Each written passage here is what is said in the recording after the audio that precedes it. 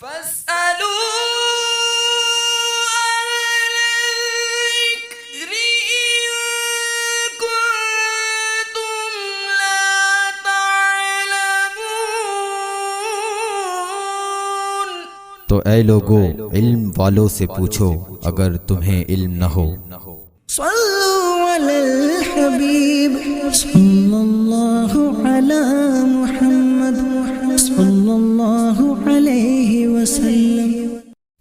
الحمدللہ رب العالمین والصلاة والسلام علی سید الانبیاء والمرسلین، اما بعد فاعوذ باللہ من الشیطان الرجیم، بسم اللہ الرحمن الرحیم، الصلاة والسلام علیکہ یا رسول اللہ وعلی آلکہ واصحابکہ یا حبیب اللہ۔ کتب علیکم اذا حضر احدکم الموت ان ترک خیرا الوصیۃ للوالدین والاقربین بالمعروف حقا علی المتقین۔ تم پر فرض ہوا کہ جب تم میں سے کسی کو موت آئے، اگر کچھ مال چھوڑے تو وصیت کر جائے اپنے ماں باپ اور قریب کے رشتہ داروں کے لیے، موافق دستور یہ واجب ہے پرہیزگاروں پر۔ جب تک اسلام میں میراث کے احکام نہیں آئے تھے تب تک یہ وصیت کرنا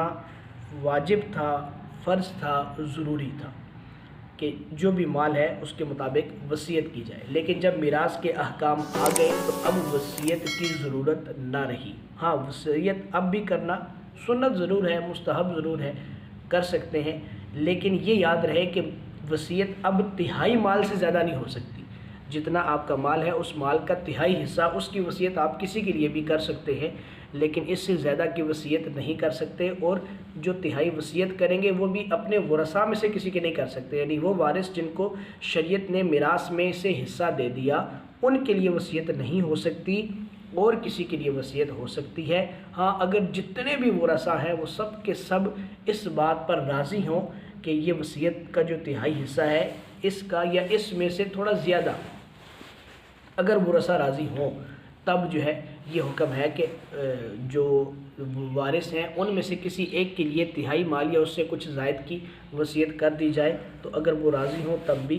جائز ہے۔ حضرت سیدنا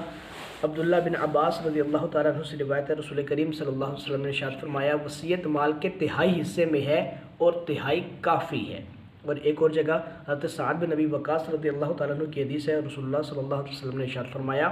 تمہارا اپنے عیال کو غنی چھوڑنا اس سے بہتر ہے کہ تم انہیں محتاج چھوڑو اور وہ لوگوں کے آگے ہاتھ پھیلاتے رہیں۔ یعنی اس سے یہ بات پتہ چلتی ہے کہ تہائی مال سے زیادہ کی وصیت نہ کی جائے۔ ایسا نہ ہو کہ کوئی شخص جو ہے وہ اپنا سارے کا سارا مال جو ہے وہ کسی جگہ پر ڈونیٹ کر دے، کسی ادارے کو دے دے، کسی ٹرسٹ کو دے دے، یا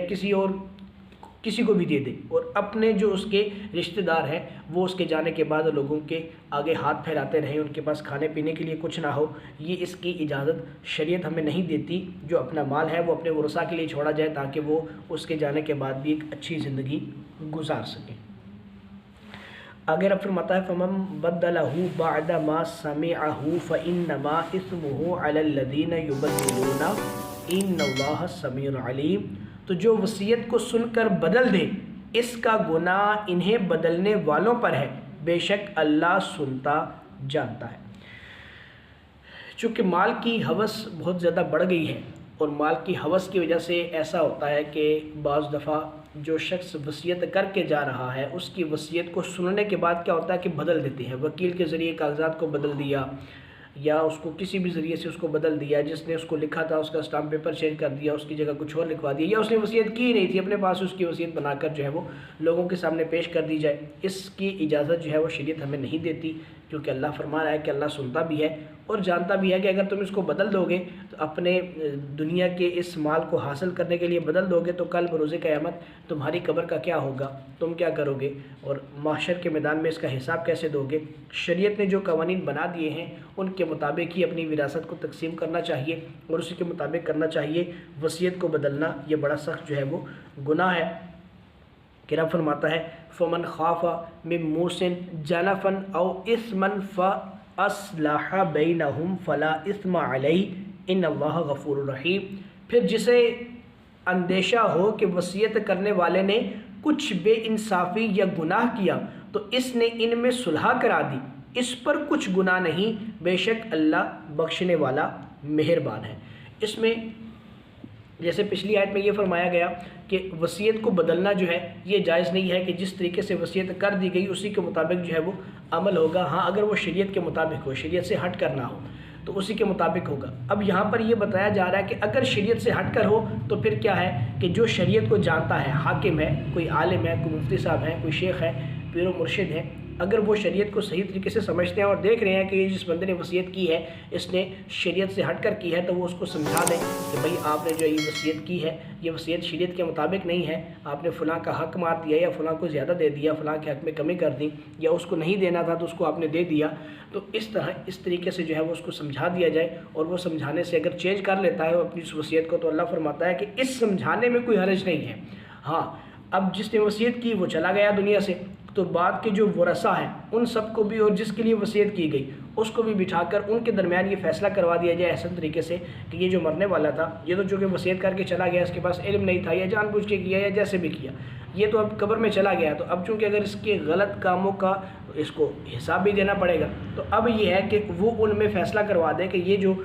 غیر شرعی وصیت کی گئی ہے اس کو یوں اگر شریعت کے مطابق کر لیا جائے تو اس کے لیے قبر میں بھی آسانی ہوگی، اس کے اس غلط فیصلے کی سزا اس کو نہیں ملے گی، تو وہ ان میں صلح کروا دے۔ تو اللہ فرماتا ہے کہ اس صلح کروانے پر حرج نہیں ہے، یعنی اگر وصیت کو بدلنا اس وجہ سے ہو کہ شریعت کے مطابق کرنے کے لیے، شریعت کے احکام کے مطابق کرنے کے لیے بدلنا ہو تو اس بدلنے میں گناہ نہیں ہے۔ ہاں اگر کوئی دنیا کی ذلیل دولت اور ذلیل مال حاصل کرنے کے لیے جو ہے وہ شریعت وصیت کو بدلتا ہے تو یہ اس کے لیے جائز نہیں ہے۔ اللہ تبارک و تعالی ہمیں شریعت کے مطابق ہر بات کرنے کی توفیق عطا فرمائے، اور دنیا کے ذلیل مال کی خاطر اپنی آخرت کو داؤ پہ نہ لگایا جائے۔ اللہ ہمیں اس کی توفیق عطا فرمائے، آمین بجاہ نبی الامین، وآخر دعوانا الحمدللہ۔